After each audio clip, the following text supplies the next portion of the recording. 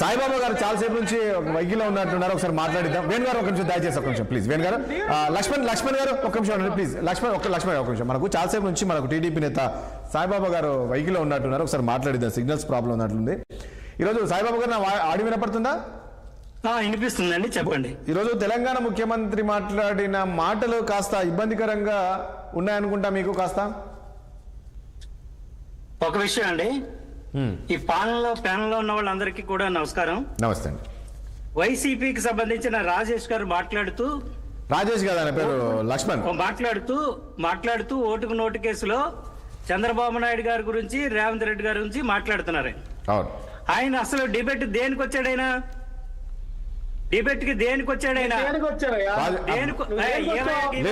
మర్యాద మాట్లాడు. మర్యాద తెలుసా, గౌరవం తెలుసా? మీరు ఎప్పుడు అలాగే మాట్లాడతారా? మీ బతుకులంతా అంతేనా? మర్యాద మాట్లాడుతున్నారు. రాజేష్ అన్నాను కదా, అన్న తర్వాత సబ్జెక్ట్ లో కానీ మాట్లాడడం మనిషి డైవర్ట్ చేస్తారంటే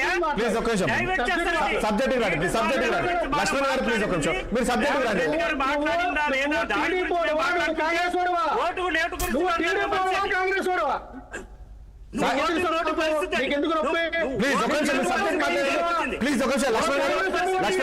నోరిచ్చి పడిపోవాలి.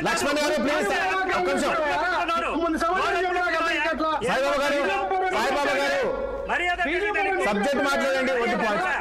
ఏంటి మర్యాద?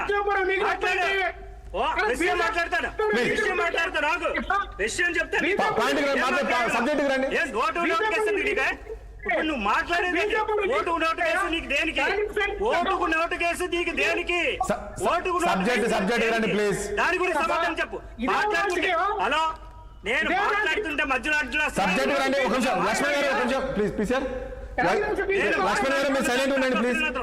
అతను నాగమనండి ముందు, అతను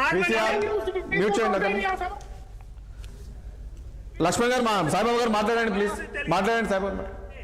మేము ఎప్పుడు రెండు రాష్ట్రాలు ఏకంగా ఉండాలి, బాగుండాలని కోరుకుంటే మనస్తత్వం చంద్రబాబు నాయుడు గారిది.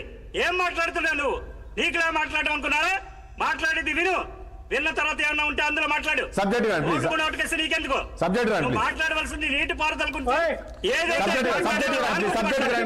అంతేకాదు సబ్జెక్ట్ లేకుండా మీరు వచ్చాకండి. మీరు వచ్చేసి మాట్లాడితే గొడవ పెట్టకండి. గొడవలు పెట్టడానికి కుదరదు. అనుకుంటున్నారు మీరు? చెప్పేది వినండి. మా వైఖరి అయితే ఛానల్లో ఉన్న వాళ్ళందరికీ నమస్కారం. మా వైఖరి కానీ, చంద్రబాబు నాయుడు గారి వైఖరి కానీ, రెండు రాష్ట్రాలకి సంబంధించినటువంటి వైఖరి వచ్చినప్పుడు రెండు రాష్ట్రాలు సమానంగా ఉండాలి, బాగోవాలి, ఆంధ్రులు అందరూ కూడా సమైక్యతంగా ఉండాలి అన్న ఆలోచనతోనే చంద్రబాబు నాయుడు గారు ఉన్నారు. ఆ విధంగానే ప్రయాణం చేస్తున్నారు. రేవంత్ రెడ్డి గారు ఏ విధంగా ఎందుకు అలా మాట్లాడారు అన్నది విషయం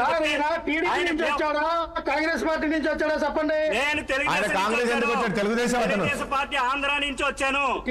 మాట్లాడేది అర్థమవుతుందో లేదో అడ్డదిడ్డంగా మాట్లాడొద్దు.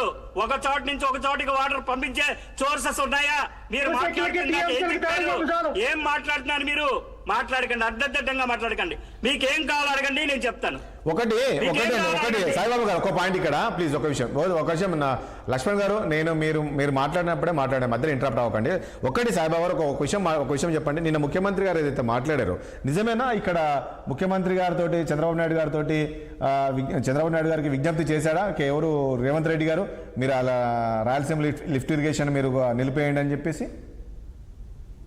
అది న్యాచురల్ గా దానికి రేవంత్ రెడ్డి గారు మాట్లాడిన విషయం ఏంటంటే, ఇరిగేషన్ నుంచి రాయలసీమ నుంచి ఇరిగేషన్ కి పంపించడం అన్నది గతంలో కూడా మనం చంద్రబాబు నాయుడు గారు 5 ఏళ్ళు ఉన్నప్పుడు చేయడం జరిగిందండి. వీళ్ళు వైసీపీలో ఉన్నప్పుడు వీళ్ళు ఏం చేశారంటే చుక్క నీరు కూడా ఇవ్వకుండా దాన్ని ఆఫ్ చేయడం, ఏదో చేద్దామని వీళ్ళు టీఆర్ఎస్ వాళ్ళు, అప్పట్లో టీఆర్ఎస్, ఇప్పుడు బీఆర్ఎస్ అయింది.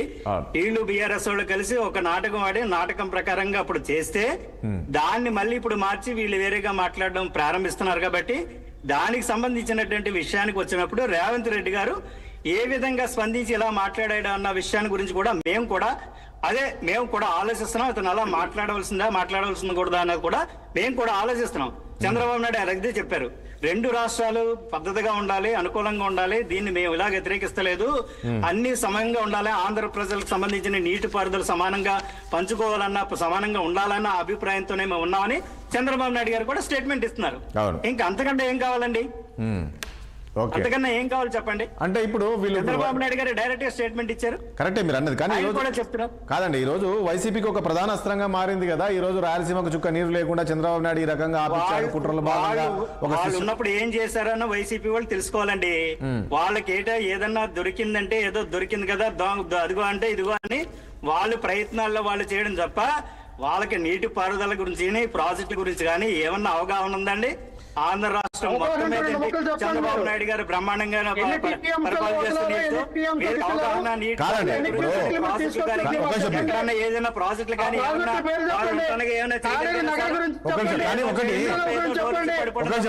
ఏదో మాట్లాడే అసలు విషయానికి ఎత్తుపోతల పథకాన్ని ఏందన్నా సరే మీరు ఏం చేశారన్నది మీరు ఒకసారి వాళ్ళు చెప్తున్నారు. సాయిబాబా గారు ఇక్కడ ఒక పాయింట్, ఒక నిమిషం మీరు లక్ష్మణ్ గారు ఒక నిమిషం ఉండండి. నేనేమంటున్నా సాయిబాబా గారు ఒక విషయం, సాయిబాబా గారు ఇక్కడ మీరు వైసీపీ ఏమీ చేయలేదని ఒక నిమిషం ప్లీజ్. ఏదో చేయాలని మభ్య పెడితే ప్రజలకి మీ గురించి అర్థమవుతుంది.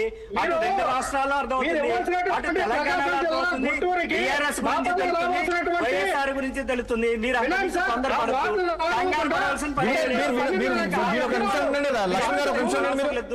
చెప్పిన మాట వినండి. మీరు దేని గురించి అయితే పెట్టుకొచ్చారో దాన్ని మాట్లాడండి. కానీ ఒకటి సాయిబాబా గారు ఇక్కడ ఒక పాయింట్, సాయిబాబా గారు ఒక పాయింట్ ఇక్కడ ఇప్పుడు వైసీపీ ఏమీ చేయలేదు అన్నప్పుడు 2019లో ఇది స్టార్ట్ చేసి దాదాపు 2020 అంటే 3,850 కోట్ల వరకు ఈ ఎత్తిపోతలను పెట్టామంటున్నారు ఎవరు వైసీపీ నేతలు.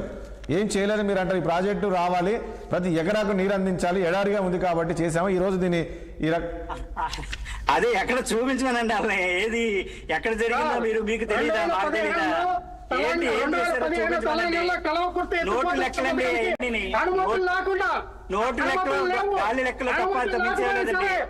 టీఆర్ఎస్ వాళ్ళు వీళ్ళు ఏకమయ్యి అప్పుడు చేసినటువంటి విధానం